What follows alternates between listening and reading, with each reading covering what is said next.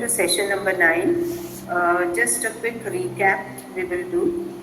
Okay, last time we had done about John Mark's gospel being an eyewitness account, and the memoirs of Peter. So the Apostle Peter is behind the content of the Gospel of Mark. So all that was recorded in his oral preaching is what has been recorded by John Mark, who was assistant and interpreter to the Apostle Peter, who was the head of the church in Rome. We also know that he did it at the insistence of the Roman community. We have this attested by Clement of Alexandria, who tells us that, I have already shared this earlier, so I will not be sharing that again with you. Just a quick recap so that you can connect with the themes that we will be touching on today. So Clement of Alexandria clearly tells us that Mark wrote the gospel not on his own account, not that he was simply inspired to do that, but he did it because the community in Rome, the ecclesial community in Rome, they asked him to put whatever Peter was preaching, to put it down in writing. And probably the reason behind this must have been the apostolic age was nearing completion. It was already in the late 60s. Peter and Paul were already very old men. So the fear was that the eyewitnesses would very soon be out from the scene. They would no longer be alive. And before that could happen, to put down whatever they were preaching, to put it in writing so that it could serve as a record for the future. And we know that whatever was the oral preaching of Peter, Mark took all the material, and definitely he must have arranged his material, probably not in the same order that was preached by Peter, but he must have arranged the materials in such a way, keeping his own theological agenda in mind. And what was the theological agenda for Mark? Probably this was the time, last session we have done it, we have explored very extensively on the persecutions that were unleashed by the Emperor Nero. So keeping that backdrop in mind, it was a persecuted church. The community was heavily persecuted, not only by Nero's persecutions, there was also a big rift with the Jewish community, which was also very powerful in Rome. And on the whole also we shared and we had a look as to how the Roman society despised the Christians for several reasons. So against the backdrop of all this, Mark is writing to a persecuted church, and that is why the thrust of the entire Gospel of Mark is towards the cross and the ultimate death and the atonement of Jesus. So it was written basically to encourage Christians facing intense persecution. So looking at the examples of Jesus, keeping Jesus as an example before their eyes all the time, they would be able to persevere in all the hardships that were unleashed on them. Up until this time, we know that the Roman government was not only, we cannot really say they were benign. When we say they are benign, it means a little bit good towards the Christian. But it is better to say they were more, tolerated. They tolerated them. The emergent Christian sect was tolerated, though they were, held in great contempt and they were despised. But at the same time, they were not considered enemy of the state. They were not looked down upon people who thought ill about the Roman Empire. That comes only later on after Nero makes them scapegoat because of the fire that broke out in Rome. Mark's purpose is intensely practical rather than biographical. He wants to portray the life of Jesus in sync with his mission, which is now also our mission. And the only way to accomplish this mission in this world is through the way of the cross, through an upside-down model of true kinship against the worldly model of kinship. So when we talk about Mark's gospel, Mark has several themes, but the most powerful and the underlying theme is the theme of the cross. And within that theme, we have the subset of the theme whereby the true kingship, that is illustrated and demonstrated by Jesus himself, what it means to be truly a king, Okay, and his model of kingship, which is upheld by Mark in his gospel, it is an upside down model, means it is a reverted model of the worldly model of kingship. We will be exploring these themes more extensively in the later slides and the sessions that will be following session number 9. Hence, Mark is announcing at the very beginning of the gospel, he makes this announcement, a very astounding claim, that the crucified and risen Jesus is the Messiah and Son of God, the true King of the world. And this announcement he announces as the Evangelion. And what is the Evangelion? We have already seen. It is a Greek term for good news. So what is the good news? That Mark opens up his gospel, like a big trumpet that is blowing. He is coming out to the world, okay, blaring the good news to the world. Okay? Whenever this word Evangelion, it used to be used also at the time whenever an emperor was born to, announce good tidings to the subjects of the kingdom or of the empire. Not only when an heir was born to the emperor, also sometimes it could be the birthday of the emperor or any important event that needed to be marked. Heralds would be sent out to all the villages and cities around in the empire, in all the provinces, and the great news would be announced to the world. So Mark here is using the same motive, and he is announcing the good news to the world. And what is the good news? That Christ has suffered, died, and risen, and he is the Messiah and the Son of God, whom we should truly emulate and follow in our world. The Gospel of Mark is most probably the first written Gospel among the synoptics. We have already dwelled on this extensively. So more or less, there is a great universal, in fact, consensus that today Mark is the first Gospel. Though in the 2nd, 3rd centuries, there was a little bit, the church fathers also, they never disagreed about, who wrote the Gospels. That was never a disagreement among them. What they slightly disagreed always was the order of the Gospels, who wrote first and who followed next. So even St. Augustine, he believed that Matthew's was the first Gospel, and that is the reason we know that in our lectionaries and in the canon of the New Testament, it is Matthew's Gospel which is referred to as the first Gospel, then followed by Mark and then Luke. Collectively, we call them the synoptic, and then last we have John. So we know that the first written gospel today, more or less, was the Gospel of Mark. So this is the first story, and is the first storyteller about what Jesus did and said. And who was the eyewitness behind his account? Definitely it was Peter. But not only Peter, if you take some time and imagine, we have to remember that John Mark, he was a resident of Jerusalem, he was the son of Mary of Jerusalem, who was quite a wealthy woman. We know that, it was her house which used to be used as a place for the first Christians in Jerusalem to assemble. Also probably the place of the cenacle and the place where the Holy Spirit descended on all the assembled apostles and the disciples of Jesus. So John Mark probably must have been a boy of around 12 to 13 years. And we do not know, we cannot rule him out as an eyewitness, being a resident of Jerusalem.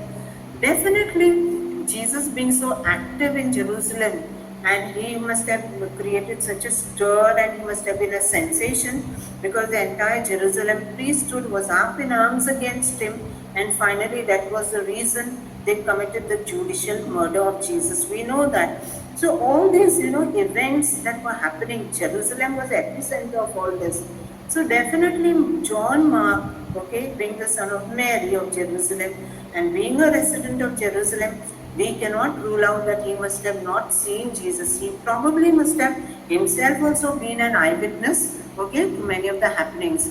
Remember in the first session of Mark, we had, touched upon that one strange line in the Passion narrative of Mark, wherein a young man, when Jesus was led as a captive, he was being carried away.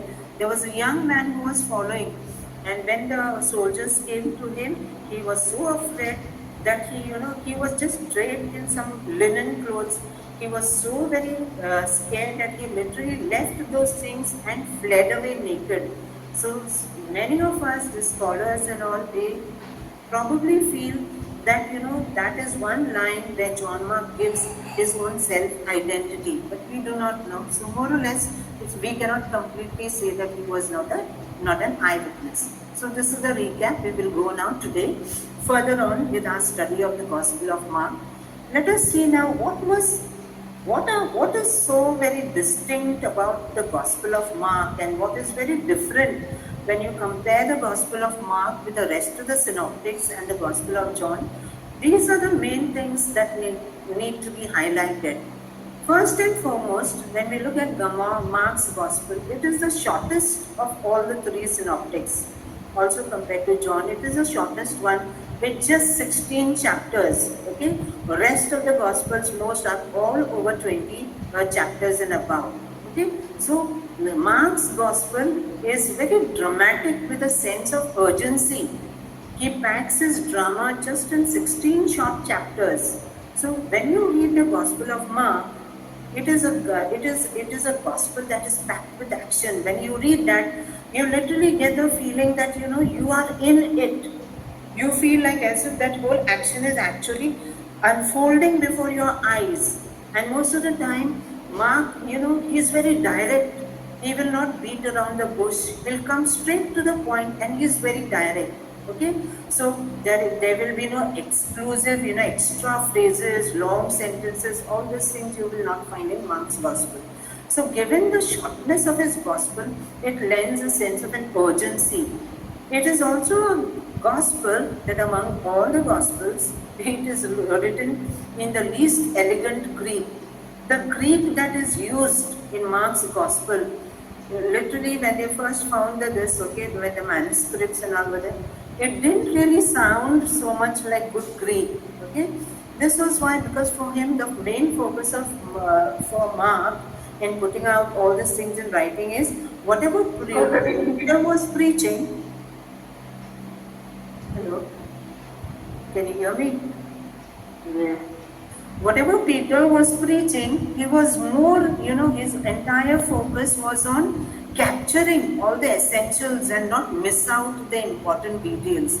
This is already, testified by Papias. So we know that for him, though he did not write the account maybe in a proper order, his primary concern was to see that whatever important elements of Peter's, preaching was not missed out. So the life and deeds of Jesus were given prime importance. So he didn't want to miss out. And that is why he packs up his gospel in all these short phrases and sentences. If you look through the text of the Gospel of Mark, you will frequently, come across this word immediately, and immediately this happened, and this happened, and that happened, and immediately. This word immediately and frequently you will find maximum usage in Mark to such an extent like it imparts a sense of, something dramatic is going to happen. So you're looking forward to the next event, to the next episode. So it is like in a running order, like in a quick, succession, all the episodes of the life of Jesus are put before you as an audience. So he uses the word immediately and very frequently in the text. Does not emphasize the sayings of Jesus as much as the other Gospels do. When you compare the Gospel of Matthew, projects Jesus as a great teacher. So, the way maximum sayings and all that are put in the Gospel of Luke, you will also find in the Gospel of Matthew, also in John. John, in fact, you have the lengthiest of discourses, long discourses, like you have the great priestly prayer of, Jesus during the Last Supper. So that is a very long chapter. In fact, several chapters go into that. You compare that to Mark, a central thing to Jesus' ministry was teaching and preaching, of course, definitely.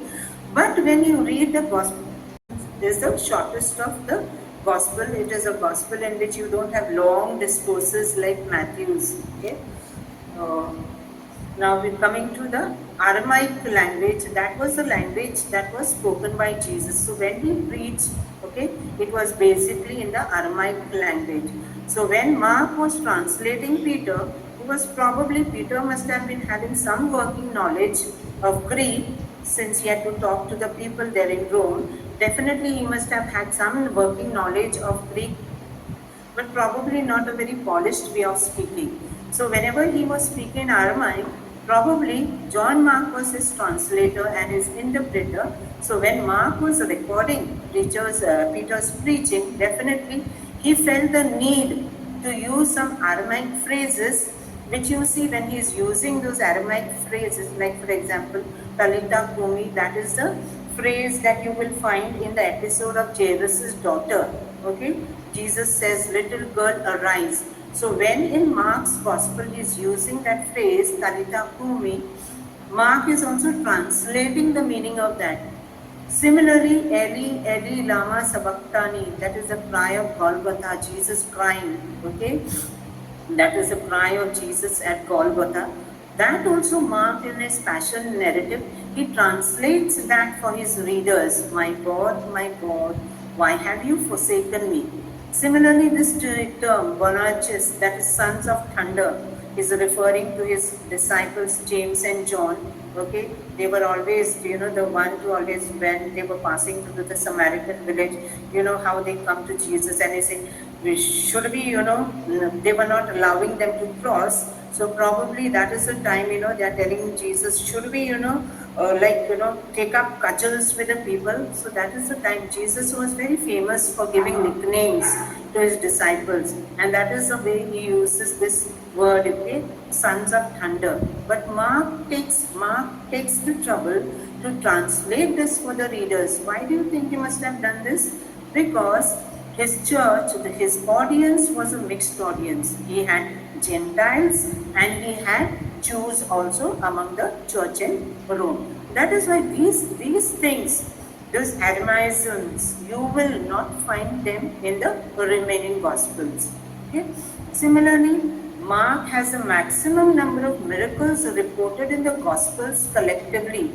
Out of a total of 39 miracles, you will find Mark's Gospel has 18 miracles. And there is a reason behind it. I told you, Mark is more, dramatic.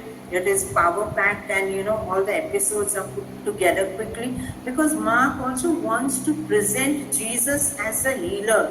When he is inaugurating his kingdom, when he is inaugurating the kingdom of God, with the announcement he makes at the opening of the Gospel, peculiar feature and that is unique to Mark's gospel is Mark does not make any effort to present Jesus as a OT fulfilled Messiah. It is not that Mark does not make an attempt as such. In comparison to Matthew, it looks to be very, very minimal. You will not find so many motives of OT fulfillment in Mark's gospel as you will find in Matthew. For the simple reason, it was because of the audience. Matthew, when he wrote his gospel, he predominantly had a Jewish audience in his mind and before him.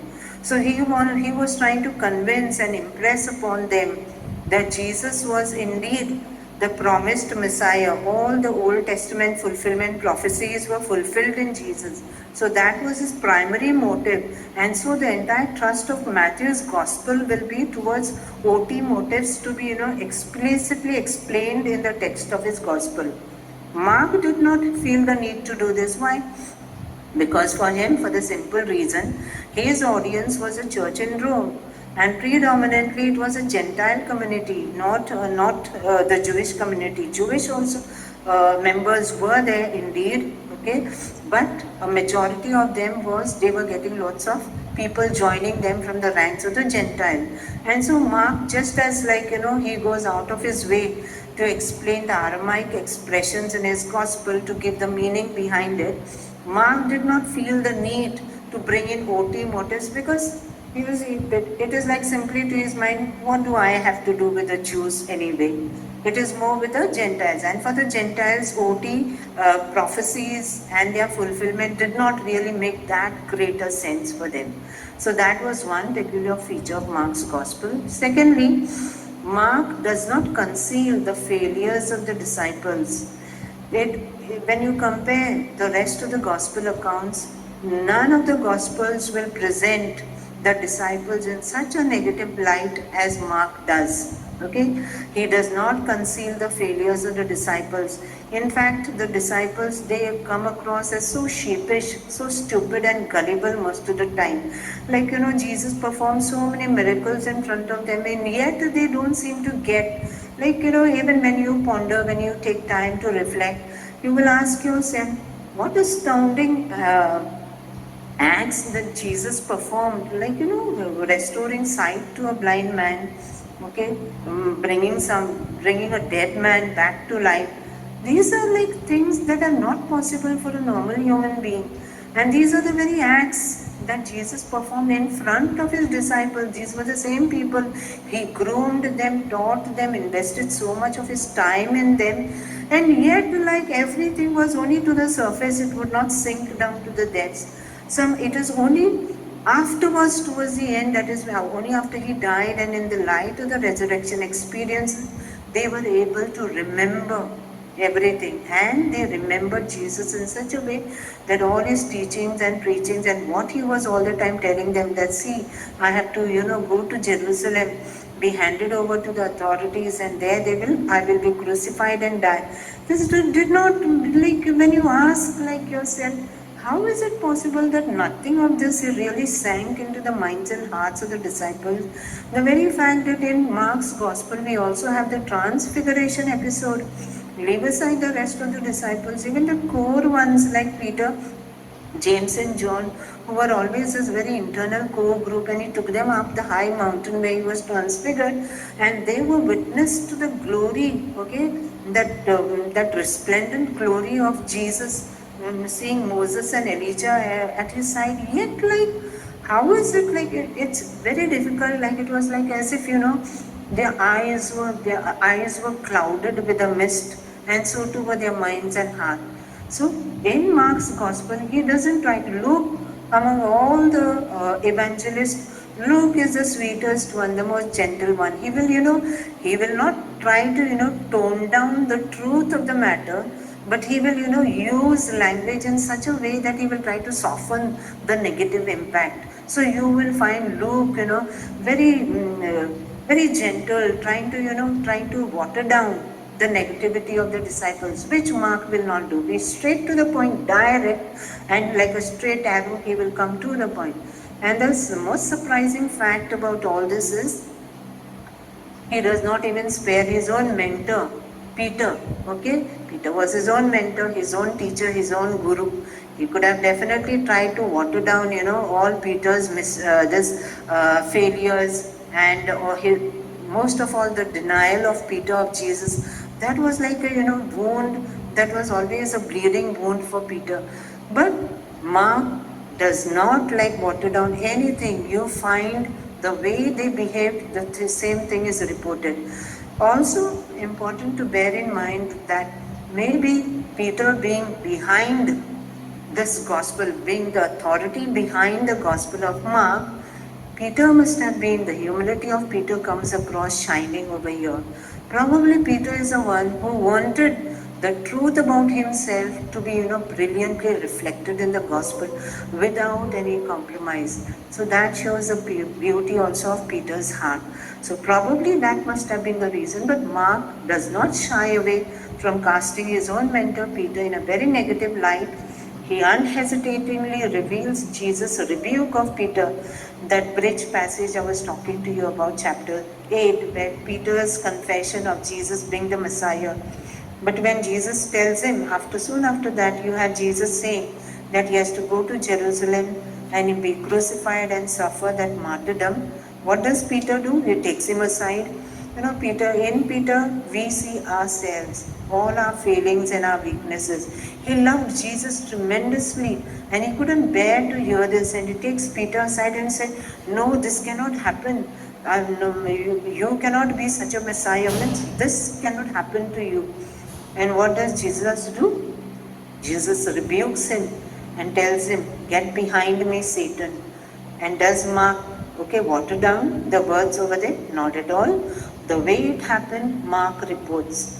And this illustrates, that Mark was true to whatever he was reporting. He wanted to do it in a very faithful and authentic manner. And probably Peter also was the one who wanted him to do that. Okay? And besides this, not only are the disciples cast in a negative light, it is only in Mark's gospel you will find also the immediate family of Jesus also is cast in not such a very positive light. In fact, the family of Jesus is also cast in the same way as the disciples are. Remember when he goes to Nazareth and he makes that astounding claim, that he is the scriptures are fulfilled. What do? They try to take him on the cliff and throw him down. But what do? They immediately, the family, they come and they try to take hold of him when Jesus is rejected. And why do they come and take custody of him? They themselves also believe along with the people over there that he has lost his mind. Okay, so here also the family of Jesus also is not cast in a very positive light.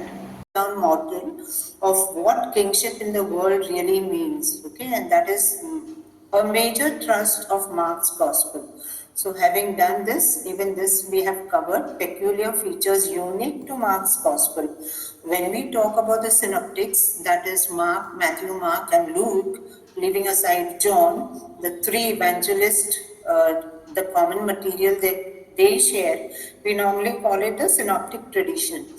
So when you compare the Gospel of Mark, there are very unique features as compared to, the Gospel of Matthew and Luke. And I had already dwelled in great length about, how Mark's Gospel is a Gospel which gives you a sense of very high drama. It looks like he's trying to tell the story of Jesus with great urgency. And that is why it seems to be a Gospel that is completely action-packed. And he makes use of very peculiar words which will be repeatedly found in his gospel, that is immediately, and immediately this happened and that happened. So it gives you, the hearer during the time in ancient times when his gospel probably was read widely in the early Christian communities. They were hearers, they must have not read it. It was part of the oral tradition.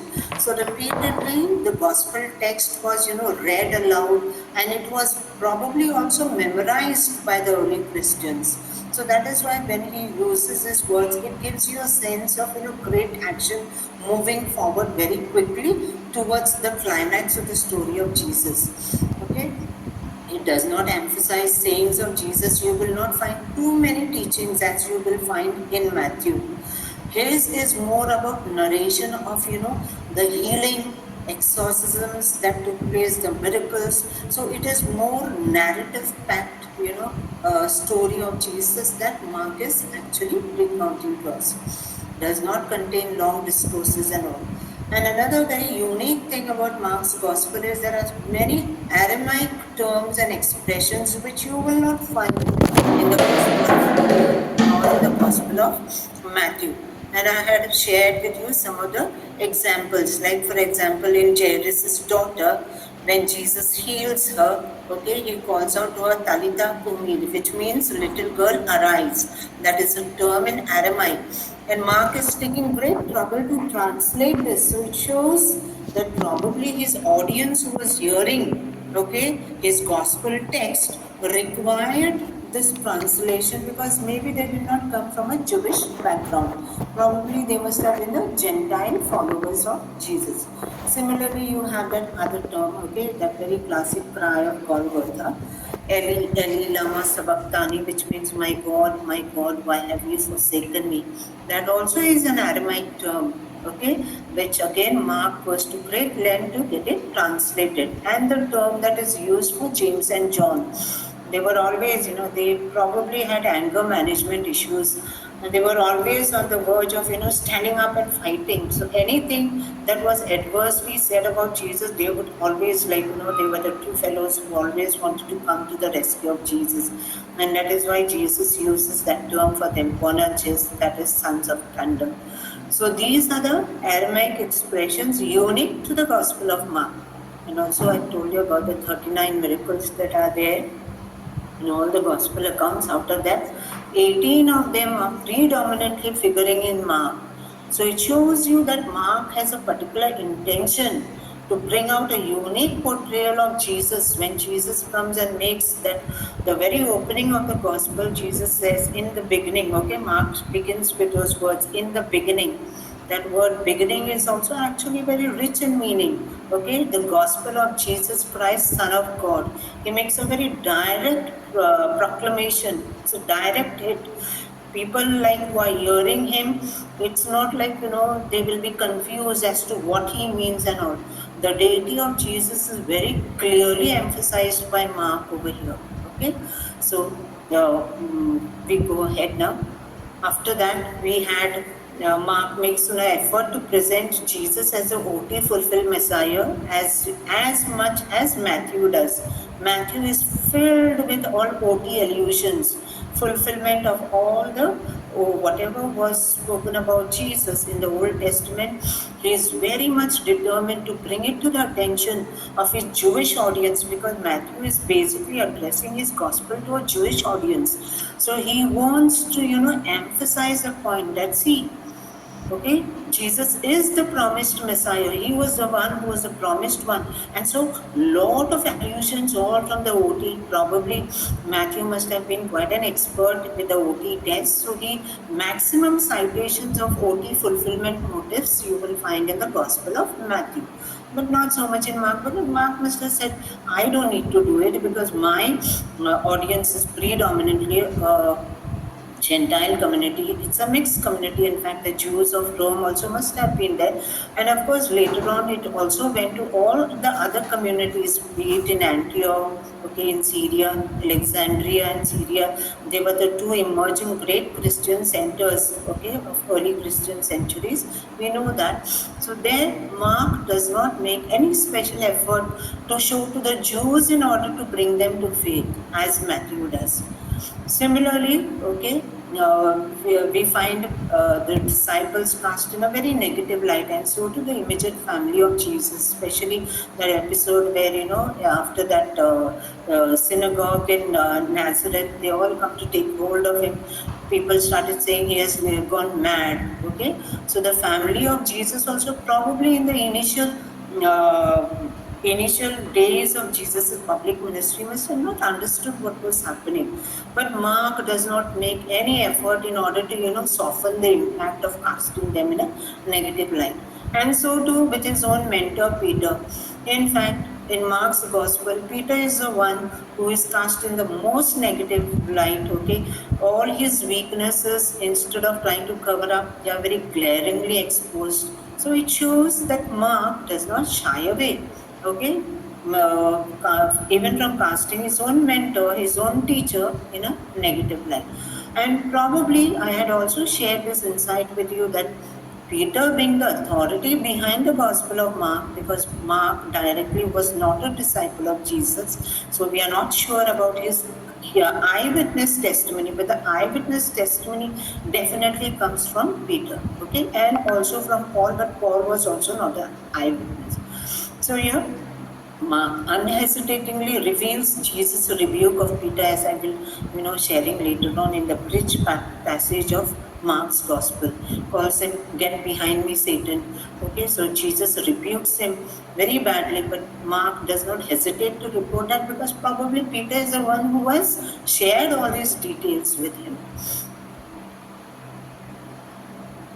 Now, this is from here we begin. Okay, these are all new slides. In the peculiar features unique to Mark's Gospel, this is something we had not touched upon. We had not got the time. The Petrine perspective in Mark's Gospel is very, very striking. What is the meaning of Petrine? This is the word that is used, okay, in Gospel scholarship to denote anything that has its source in Peter, okay. So anything connected with Peter as a leader of the church, it's considered to be Petrine. And remember, Saint Peter had a high standing not only in the church in Rome, also in Jerusalem. But in Jerusalem, that this authority was also shared with James, the brother of the Lord. But in the other churches, especially in the church of Antioch, Peter was supposed to be the main authoritative figure for the ecclesial communities. It is mostly Peter who is quoted. If you compare, okay, the text of the gospel, which later on we will be doing, but here I've also given you an example. When you examine deeply the text, okay, among the synoptics and compare one against another for the same episode that's being reported, you will find very striking differences. Like I put examples here. The account of the withering of the fig tree. This is a very strange episode in the gospel. I remember when I first came across this, when I was reading the Gospel of Mark as a teenager, I found this very strange. Not that it became an obstacle of faith or nothing like that, but it was a very puzzling one. And to many readers, even today, it's a very puzzling episode. Jesus, cursing the fig tree, and really the fig tree withers. In Mark, you find it on his way to Jerusalem. He sees, okay, he is hungry and he goes looking for fruit, but the fig tree is barren and there is nothing. And in anger, Jesus curses the fig tree. But look at the way how it is reported, okay? In Mark, when he's reporting about this episode and he's, accounting for the responses of the disciple, see, he's emphasizing more on Peter, not so much on the other disciples. It's a very lengthy episode, but I have just put the key, these words to highlight how Mark is, emphasizing Peter more. And the other evangelist, the same event when he is reporting, look at the difference of it. In Mark 11, 9 to 12, okay, here, he left the city at evening, and from 20 on, okay, verse 20 and 21, and next morning, as they passed by, they saw the fig tree withered from its roots. From the roots, the tree had withered. That was very, very shocking, very surprising. And they remembered at that point of time, Jesus had gone looking for fruits of the fig tree, and the fig tree no longer remained there. Peter had not forgotten. Why only Peter? Look at Mark over here. He emphasizes only Peter, but not only Peter, but even the rest of the apostles and the disciples were there. Peter had not forgotten. Master, he said, look at the fig tree which thou didst curse. It has withered away. Look at how Matthew reports the same event, okay? As he was returning to the city at daybreak, he was hungry, okay? This is verse 18. And seeing a fig tree by the roadside, he went up to it and found nothing but leaves on it. And he said to it, let no fruit ever grow on thee hereafter.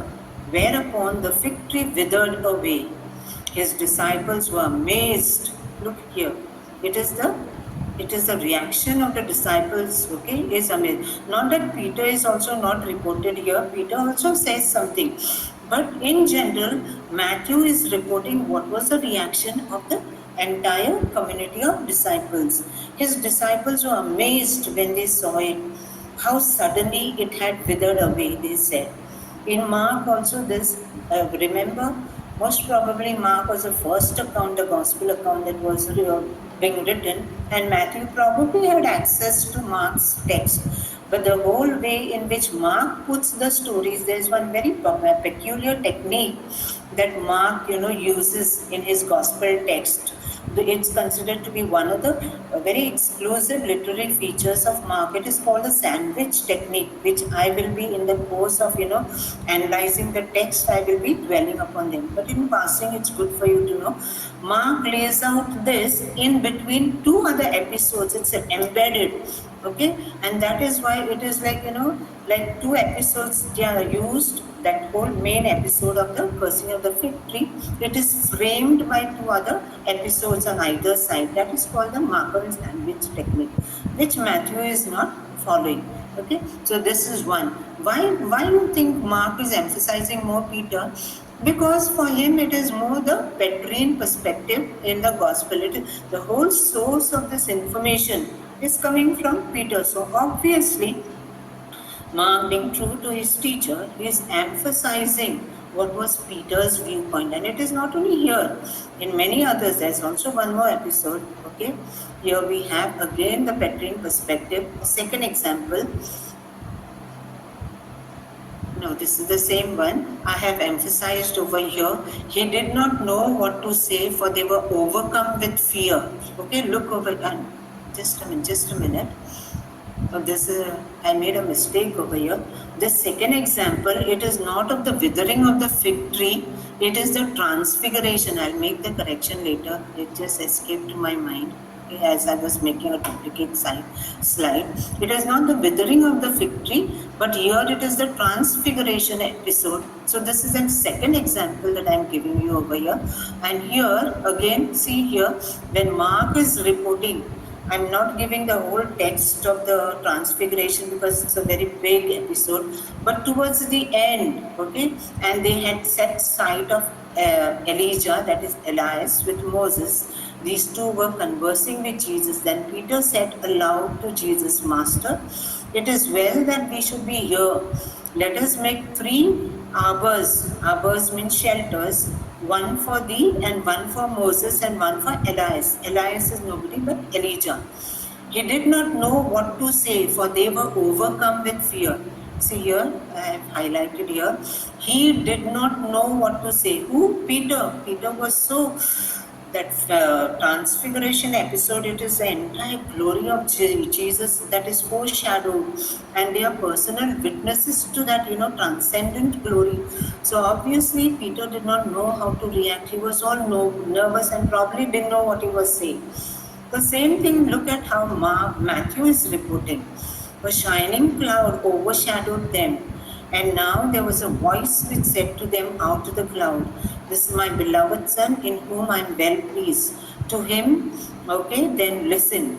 And this is the emphasis. The disciples, not only Peter, Matthew is not focusing his attention on Peter, but collectively on all the disciples. Why? Because Matthew is not so much harping on the Petrine perspective that we find in the Gospel of Mark. Okay, the disciples, when they heard it, fell on their faces, overcome with fear. But Jesus came near and roused them. Okay, similarly here, with his touch, arise, he said, do not be afraid. And they lifted up their eyes and saw no man there but Jesus alone. So you've seen here, it is not Peter's reaction that is being highlighted, but in Mark's account, Peter is the central figure whose reaction is reported. Okay. Only here we find they were overcome with fear. Only with the use of this pronoun they in the third person, here is collectively referring. But otherwise, it is always Peter who is being emphasized. Just bear with me. I will make these changes because it's a PDF. It will take time. When I'm sharing, I'll make this as example 2, and this is the account of the transfiguration. We go on to the next. Now we come to themes and theology in the Gospel of Mark. When we look at the Gospel accounts, all 4 of them, okay, why do the Gospel accounts of all the 4 evangelists differ one from the other? Okay, all 4 of them, they portray, each of them gives a very unique portrayal of Jesus. Though they are narrating the same story of the same figure, Jesus, and yet we have 4 different portraits. Why? Because when a writer is writing, for that matter, any writer, when he's putting a work to writing, a piece of writing is being crafted or produced, there will definitely be the intention of the writer behind, okay, that piece of writing. So here too, when the evangelists, when they are giving us the story of Jesus, each of them is having a unique theology. Okay, what is theology? The theology is nothing but the study of God when you actually translate it. But every gospel account, it is a historical account, it is a historical story, but with a theological slant. And each theology, like for example, Matthew wants to show to us that Jesus is the new Moses. Whereas for Mark wants to show how Jesus is the crucified Messiah, as was promised in the book of Daniel. That is why for Mark, the trust of his gospel is all about suffering and how Jesus eventually overcomes all that, and he becomes the transcendent victor. Okay, gaining the victory of the cross through his resurrection. So Mark has a unique theology behind his mind, that is the theology of the cross. Similarly, Matthew has a different way, and Luke too. Luke's gospel is more like a bridge between the Old Testament and the New Testament. Luke is trying to, being a physician himself, we know that he was a doctor. So naturally, Luke was the one who was among all the evangelists, the one who emphasizes the compassion of Jesus the most. And that is why you will find unique parables that are in Luke, which you will not find. Like for example, the story of the Good Samaritan, the parable of the prodigal son. They are there only in Luke. It is special material only of Luke. And why is Luke bringing out that particular aspect of Jesus? He wants to bring about Jesus the healer, Jesus the compassionate one. Also in Luke you will find plenty of women interactions with Jesus. So it could be that Luke is trying to, bring out the role of women, the role played by women in Jesus' public life and ministry. So each of these evangelists, similarly John, for John it is high Christology, that Jesus is the Son of God, and throughout you will have, great sayings about Jesus. I am. That term I am is very rich in meaning. Okay, that word I am is when God used it to identify himself. When Moses asked, "What is your name?" in the burning bush, Moses asked God, when he is appointing him as a leader of his people, okay, in the book of Exodus, Moses is very scared and saying, when I go to the people, what should I tell them? Why will they believe me? And why will they want to, accept me as their leader? And God tells him, okay, go and tell the people that I am has told you to do this and this. So that word I am has a very deep meaning. Okay, so every evangelist has a particular theological motive behind his gospel, and that gives a unique slant to each of them. The central theme of Mark's gospel is the theology of the cross, and the undercurrent running throughout his entire text is the mission of Jesus for the renewal of Israel. Okay, in verse 15, right at the beginning, chapter 1, okay, we hear these words of Jesus. From 13 onwards, Jesus comes directly on the scene. We will be taking in detail the analysis in the coming sessions. But here, from verse 13 onward, Jesus enters the scene in Mark's gospel. And at 15, this is the proclamation he makes. The appointed time has come, he said, and the kingdom of God is near at hand. Repent and believe the gospel. Okay, so this is soon after, okay, John the Baptist is no longer there on the scene. Jesus comes on the scene, and this is his prophetic proclamation. And from here, he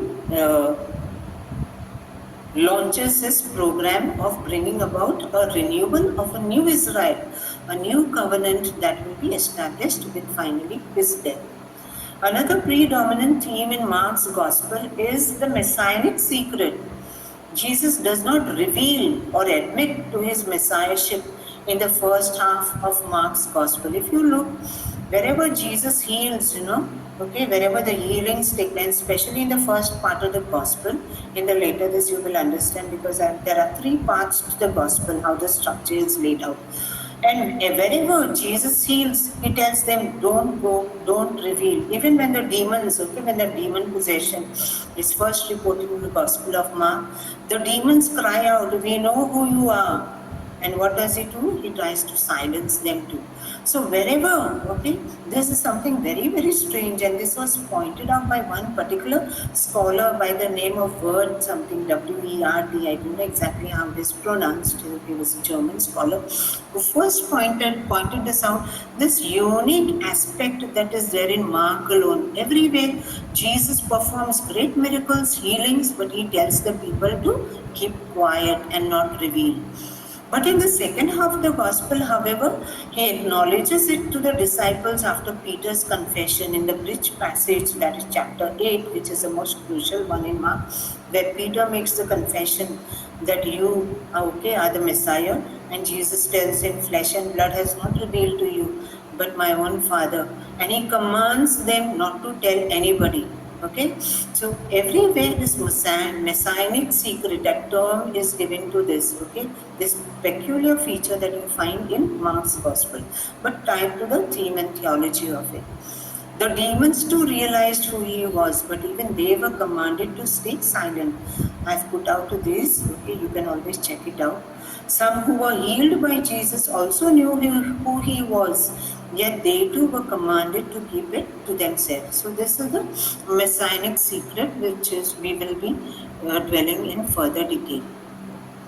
We continue. Besides the messianic secret and other areas of Christology, Mark also focuses on the kingdom of God and discipleship. Remember in one of the earlier slides, I have already explained an upside down model of kingship.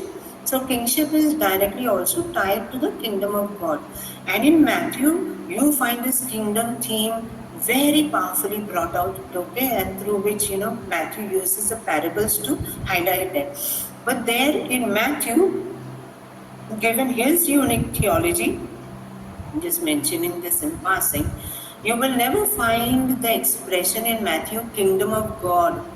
Okay, he uses the Jewish term kingdom of heaven. Okay, why?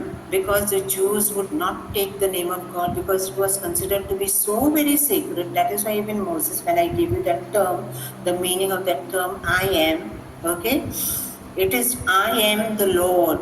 Okay, so wherever Jewish scriptures you find, the generic term they will use for God is Adonai, that is God himself. But the name of God in place, his name is Yahweh. It is called the Tetragrammaton because it is made of 4 letters. And no one will take that name Yahweh on their lips. In place of that, you will always find the Lord. Okay, that word over there. So here, his theology of the kingdom of God may appear less extensively developed than that of Matthew's or Luke's, but in fact is the overriding theme of the gospel, because kingship is what he more dwells in very deep detail. The idea of worldly kingship is turned upside down with a demonstration of Jesus' exaltation on the cross as a true enthronement of a triumphant king. In the early years of the church's history and all, it was always Matthew's gospel that was, considered to be a very magisterial gospel. It was considered to be a very noble text because it was fully rounded up on all aspects, okay? But Mark's wasn't that much preferred, may also be partly because of the ending of Mark's gospel.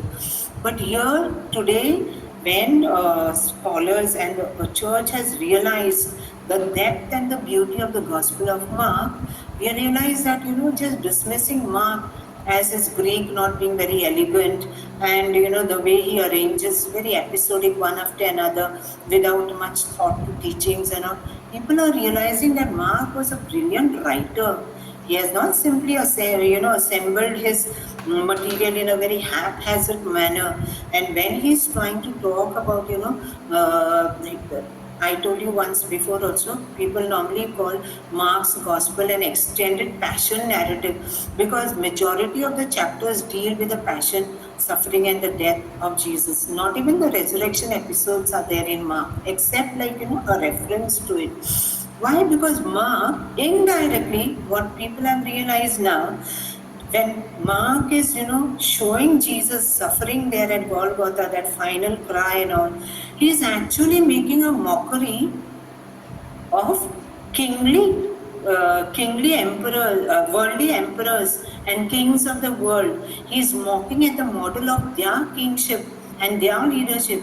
In fact, he's trying, when he's showing Jesus, okay, on the cross in that full agony, in entire, that passion of Jesus that he suffers, he's bringing out Jesus. Actually, that passion, that crucifixion is nothing but an enthronement. Jesus is actually being enthroned there as a king. He is a dying Messiah, but through his death, he is a final conqueror, and the cross actually becomes his throne. So he is actually trying to demonstrate to us that the crucifixion and the passion of the Lord is an exaltation of his kingship, his true enthronement of a triumphant king. And that is why Mark's whole gospel presents the crucifixion as an anti-triumph, which Jesus mocked and killed, but to show that the seeming scandal of the cross is actually an exaltation of Christ. Now, what is the meaning of this anti-triumph? This anti-triumph is a term which is loaded with meaning, and it has a backstory.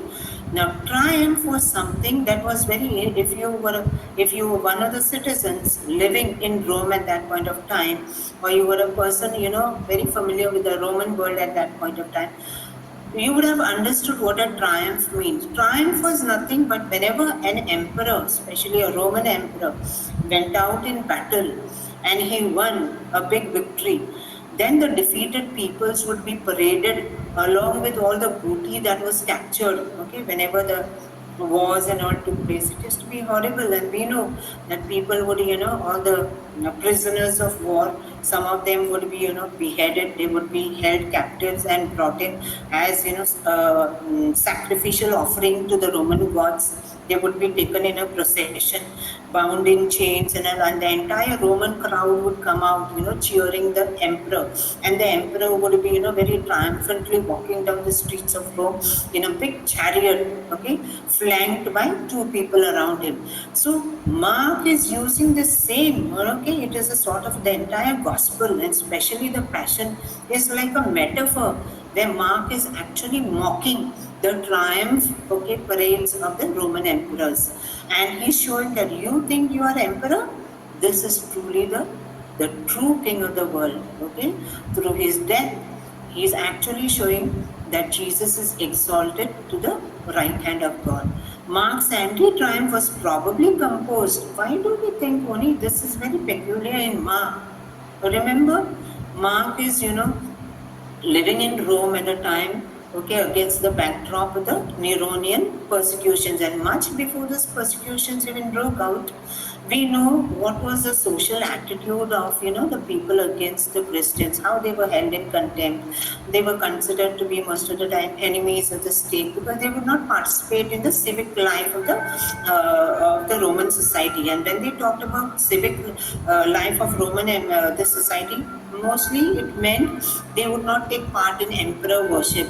They would not go and offer offerings and bow down before the huge statue and all of the emperor.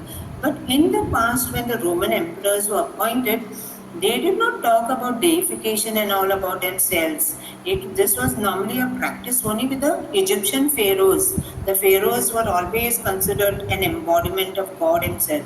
And that is why, when you compare the civilizations of Rome with Egypt, you will find a very strange philosophy and not too many revolts against the pharaohs there, as would happen most of the time in the Roman world. So Mark's anti-triumph was probably composed. Why? Because particularly two emperors, mad emperors who followed one after another, okay, Caligula, okay, Caligula, I already told you, Caligula was an uncle to Nero. Nero's mother Agrippina, okay, who was a very shrewd woman, and the mastermind behind all the coups and all, because before Nero, the emperor I told you was already Claudius, and Claudius was probably poisoned to death. That is what the annals, of the Roman historians say. And it was all done at the behest of Nero's mother Agrippina, who was sister to Caligula. Caligula was a mad emperor, and today, if you look into the life of Caligula, he died also very young. He became an emperor also very young, but he reigned as an emperor barely for three years, not more than that. Okay, but Caligula was literally mad, and these two in particular, they are the ones, they wanted the entire subject people of the Roman Empire to literally worship them as gods. Why is it? Here I'm showing you. Caligula, who became emperor in 37 and was assassinated finally in 41 AD, would regularly visit the temple of Jupiter. This was an iconic temple, okay, in the Roman Forum, okay, in Rome. And not only Jupiter's temple, Jupiter was supposed to be the head of the Roman pantheon of all the pagan gods. So Jupiter's temple, he would go over there and he would engage in confidential chats with the deity. He was so obsessed with the Roman pantheon of gods that he finally came to believe that he himself is God. And he ordered, in fact, much before the Jewish revolt, broke out, that was in 66 AD, and finally the temple was destroyed in 70 AD. But prior to that, Caligula created a big stir in Jerusalem because he sent out an order. He was so fed up with the Jews that he, ordered that his huge, not only life-size statue, but a very huge statue be erected in the temple at Jerusalem. Oh my God, you can imagine what it must have been. And then you have, all the Jerusalem priests, all the high priesthood, the most corrupt body that Jesus had to deal with. All these men assembling all the entourage, and a big, embassy goes there to Rome to convince Caligula that this is going to be bad, because if had he gone ahead with his plan, the Jewish revolt would definitely not have taken place in 66 AD. It would have broken out somewhere around 39, I think it was, around 39 AD itself, because they would not have kept quiet. And fortunately, I think the governor Petronius, who was a governor of Egypt, he prevailed on Caligula and he convinced him that this is going to be a bad idea. And Caligula, this was not the only thing. He required, there was a huge temple already built to his own godhead, okay? And he would go over there, it was his statue. And he would order his courtiers and all to hail him as Jupiter. And he built a temple, and there he would go and regularly exchange his own clothing with that statue, because it was himself, a reflection himself. So it gives you a peep into the madness of this emperor. Similarly, here you have a great Nero. Okay, Nero's conduct also in public triumph. So this triumph, which used to be a triumphal parade in the streets of Rome, this became a very regular feature. And this was all like satisfying the ego of the emperor. Like, they would think like nobody like them, because everybody would bow down to them. They would parade all the treasures of the conquered lands, parade all the people who got brought in as slaves. And also you can imagine, even when the temple fell, Vespasian also did the same thing. We are coming to this. Nero here, at the culmination of one procession, this picture is about, that one king, Tiridates. He was, I think, where we have, he was more or less a king of that region of Bithynia. It is modern day somewhere in Armenia now. Paid obeisance to Nero by saying, I have come to thee, my God, to worship thee as I do Mithras. Mithras was another Roman god. Okay, he was actually borrowed from the Persians. He was a deity from the Persians, and very, very popular among the Roman soldiers for a particular reason. So he's saying, I have come to you to worship you as God, just like Mithras was. So you see how, like anybody else would have said, how are you calling me God? I'm just a mere mortal human being. No, but not at all. These emperors, they were so gratified with all this adulation that they were getting. They were so like, all this madness, this flattery, that they were so delusional. They were living in a world of illusions, thinking that this is a reality and really that they are God. And the whole world bows down to them. Okay. On this occasion, Nero was dressed in triumphal garb. Look at this. This is Nero. Okay. And look at him, how he is dressed. And look at this canopy that he is wearing over his head. Depicted him in the attitude of the god, driving a chariot with golden stars gleaming all about him.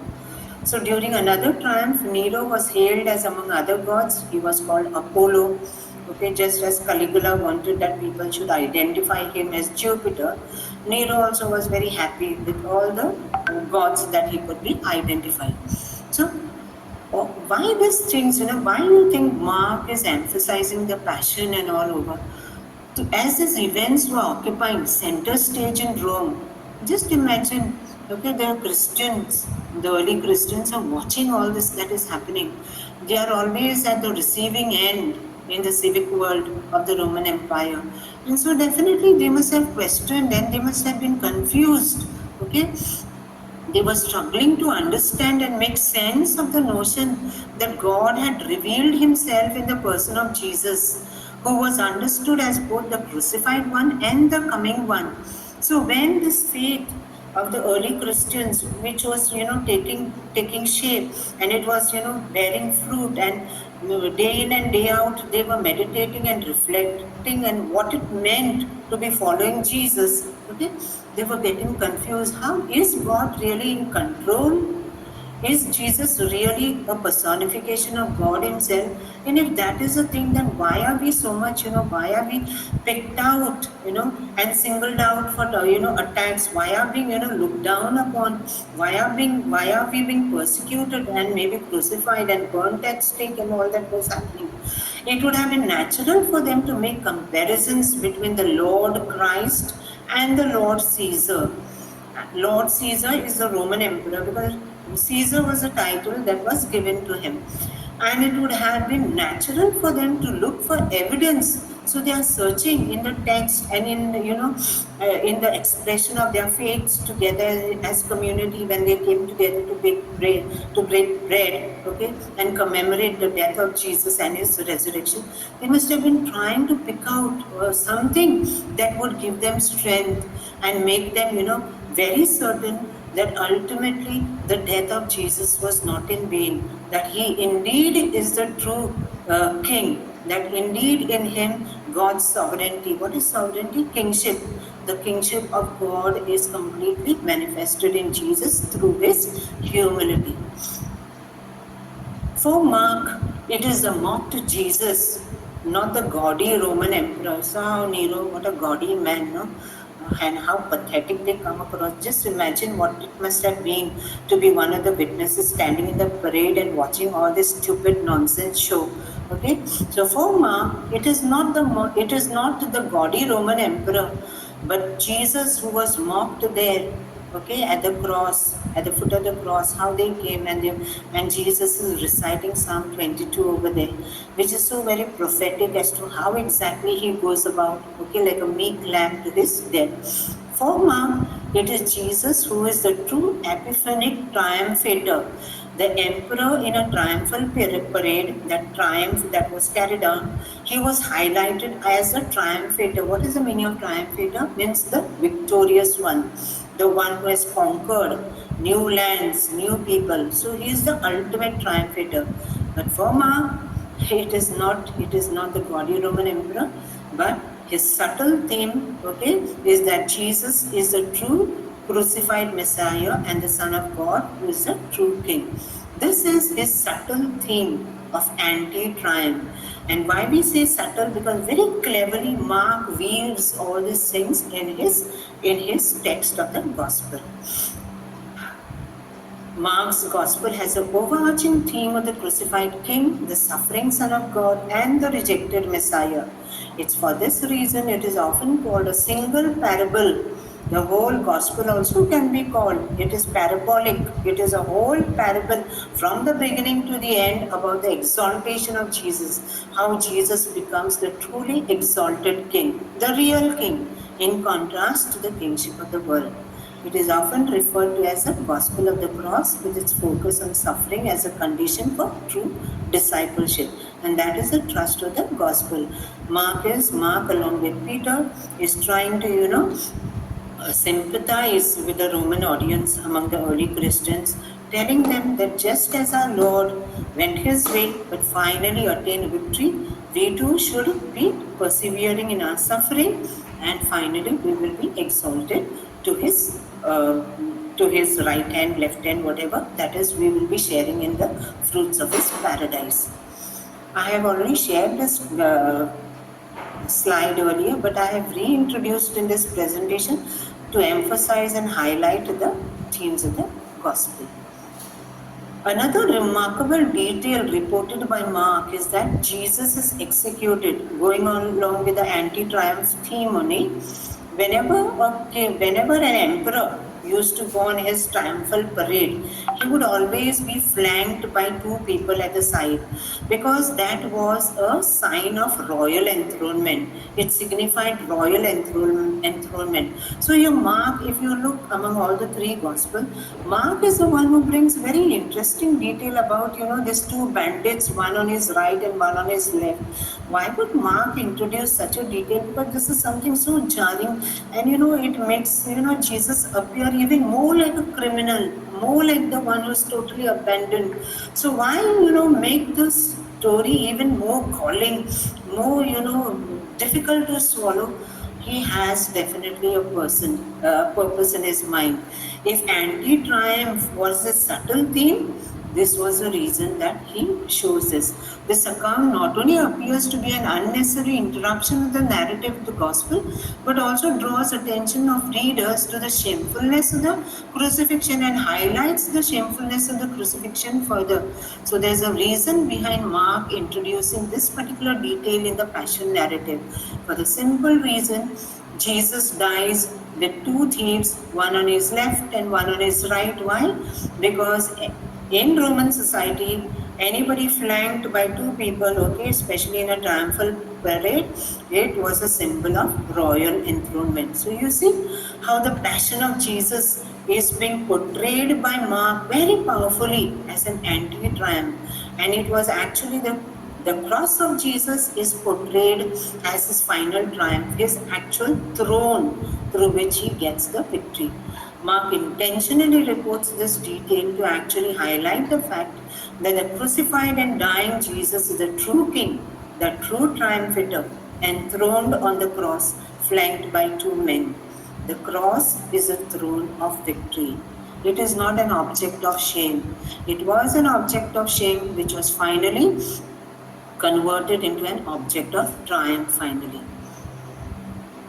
Two more examples we will give of emperors being flanked during Roman triumphs. I will quickly run you through this. Claudius also, when he conquered Roman Britain, that was, a task which was almost unachievable.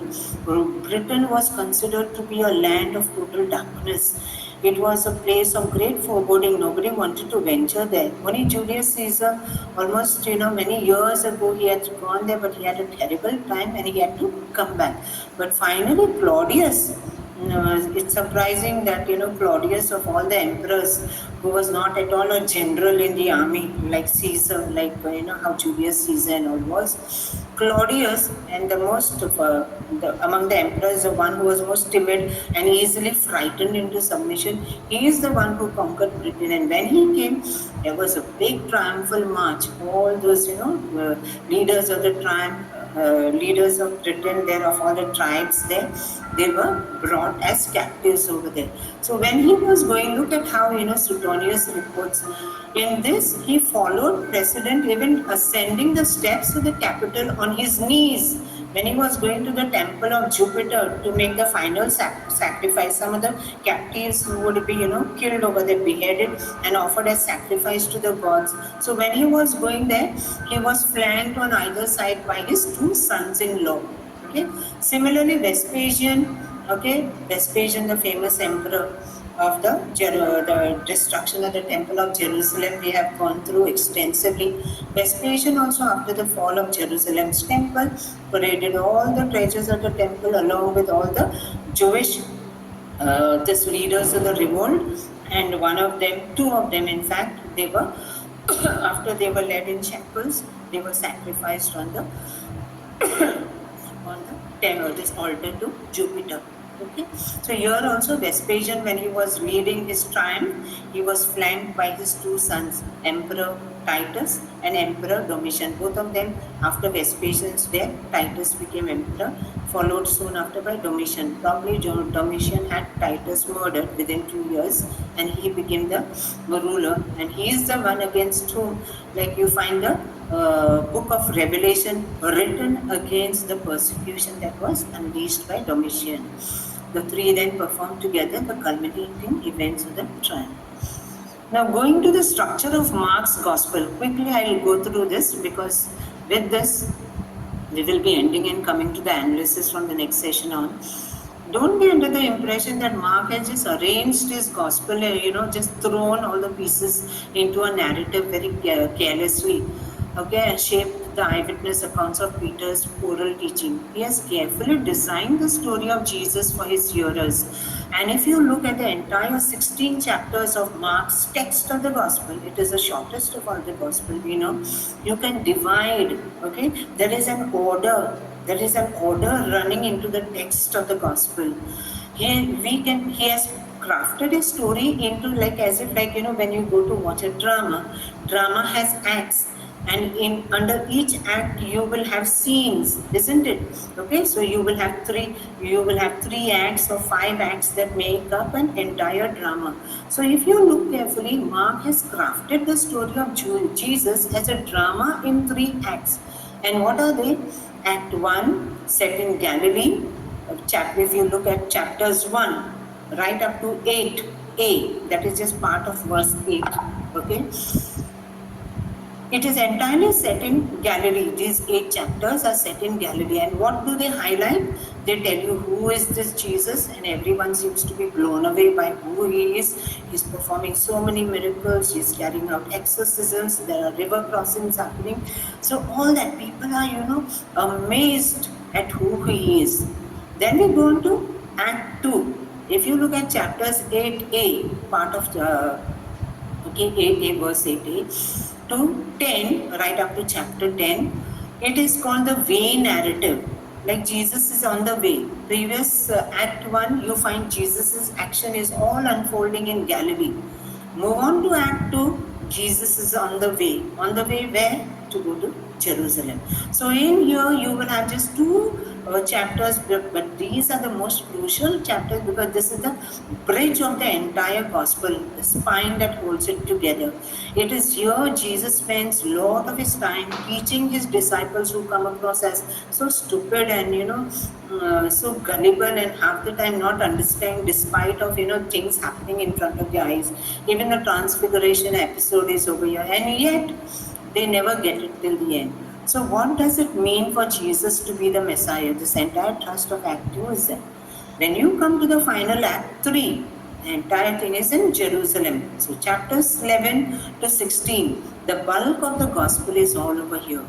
This tells us how Jesus finally becomes the triumphant king. So this is the basic structure of Mark's gospel. Okay, Act 1 is set in Galilee. Who is this Jesus? Okay, everyone is very much baffled by what he is doing. They're all, there are crowds like mad following him. Okay, and the first line makes the claim, the gospel of Jesus Christ, Son of God. And it is only here, when you look at Act 1, this is the only time Mark tells us what he thinks. In the first line of his gospel, he's telling us the gospel of Jesus Christ, the Son of God. But nowhere else he starts his gospel with this, very emphatic claim. But in the rest of his book or his account, whatever you'd like to call, he is going to influence you by putting Jesus' words and deeds before you and show how other people react to him. Okay, so this is all about Act 1.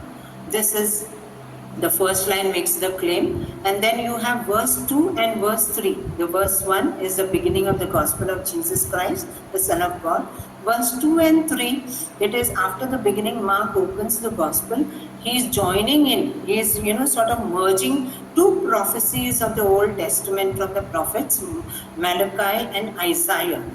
You may call him Malachi, or he's called Malachi most of the time. So here he is, Mark, as I told you, does not put too many OT motives, but at the start, it is in line with Isaiah's legacy, and he also brings in Malachi's prediction that God would send somebody to prepare the way of the Lord.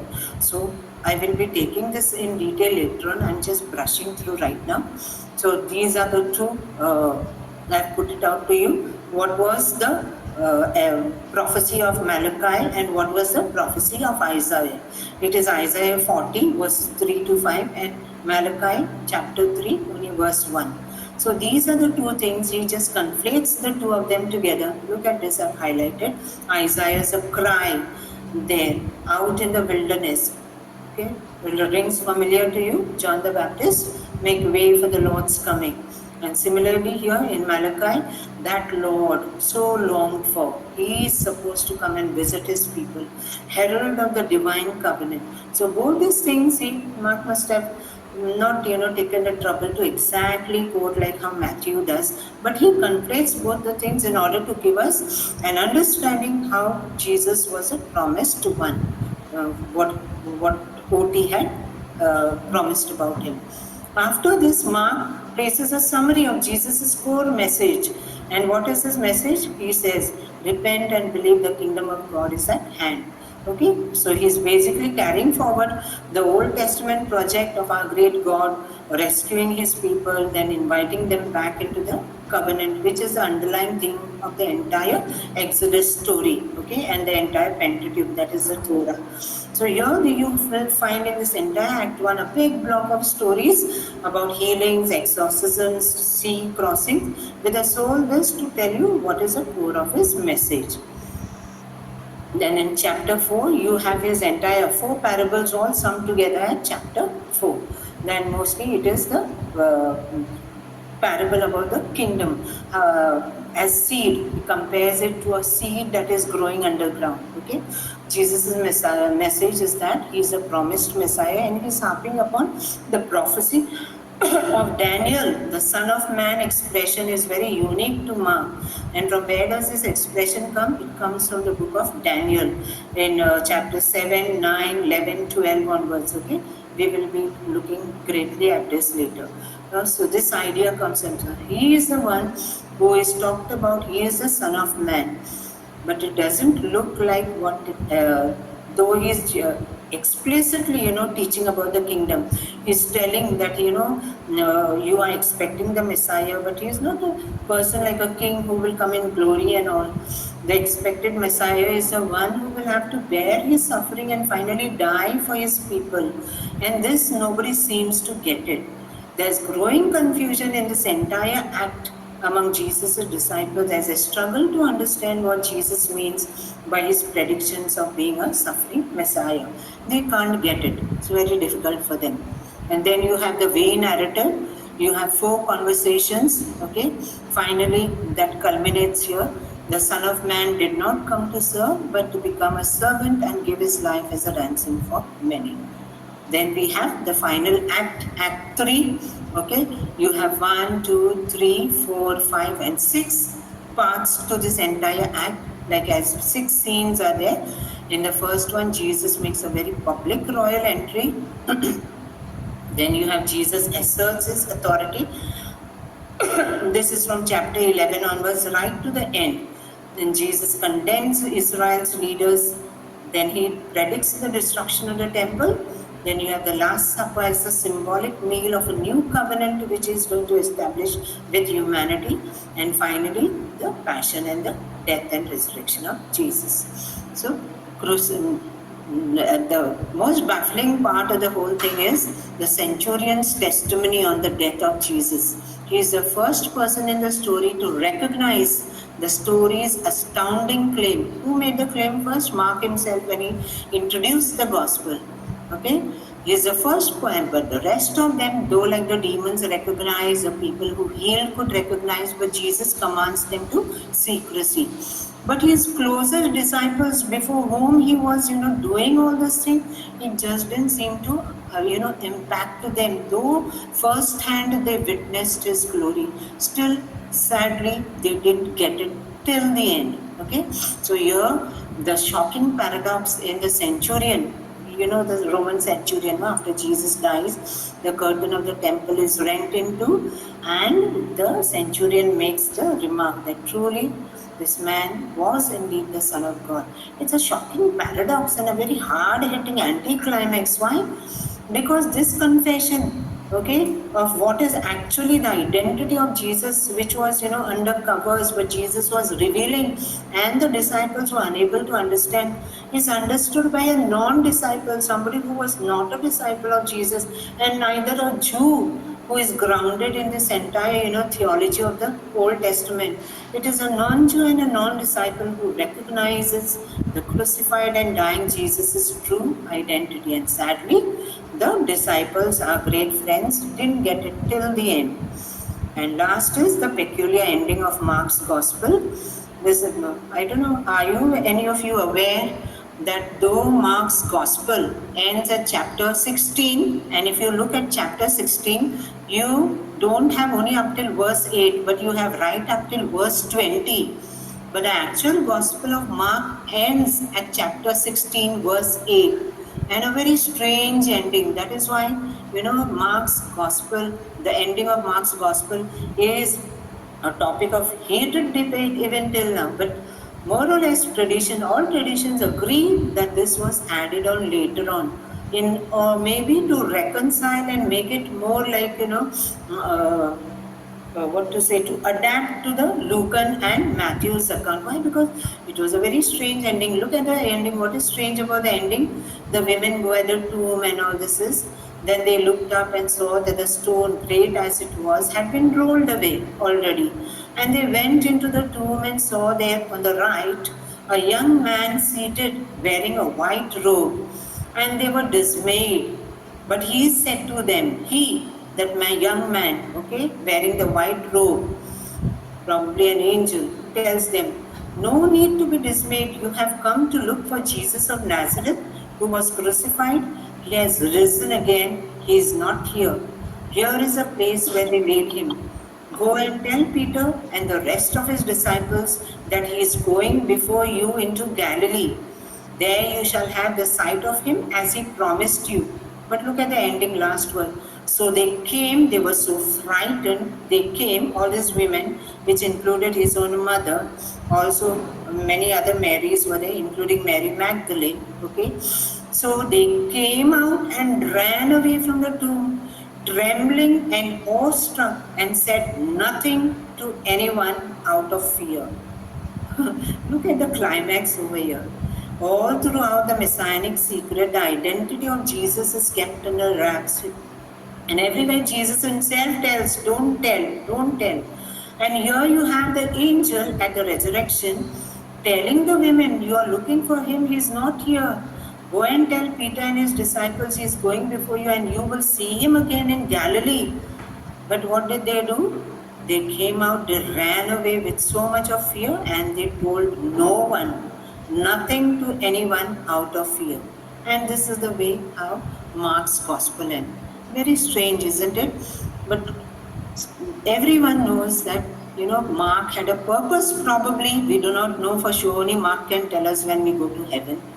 But probably when Mark ended his Gospel, because the earliest manuscripts, especially the two main codices, that is Codex Sinaiticus and Vaticanus, these two oldest manuscripts of Mark's Gospel, they do not have this ending. But strangely, the scroll or the codice in which, that page, that whole episode is written, there is a gap that is left over here, which is very intriguing and puzzling. So it looks like the writer, whoever was copying in that codice of Mark's Gospel, was aware that there were other verses, but they are not put over there. So here, the women, do you think the women were so frightened and did not go and tell anyone? Had they not told anyone, how is it that you and I all know about it and the whole world came to know about it? So Mark's ending of the Gospel at verse 8 in chapter 6 seems to be deliberate. The ending appears abrupt and incomplete for a reason. The abrupt ending is intended by Mark. It is intentional. And why it is intentional? Mark, through this abrupt ending, is making the shocking claim that the crucified and risen Jesus is indeed the Messiah. The lack of closure, that seems to be that a proper closure is not there to the Gospel. But the lack of closure forces you to ask yourself, this is the most important part of the Gospel. Will you too run away, or will you recognize the crucified Jesus as your King? And will you go and tell others, or will you remain silent and keep the mission and the message to yourself? So this is the intended ending, and only you and you alone can answer that question. Nobody else can answer that question for yourself. That's what the Gospel of Mark is all about. Okay.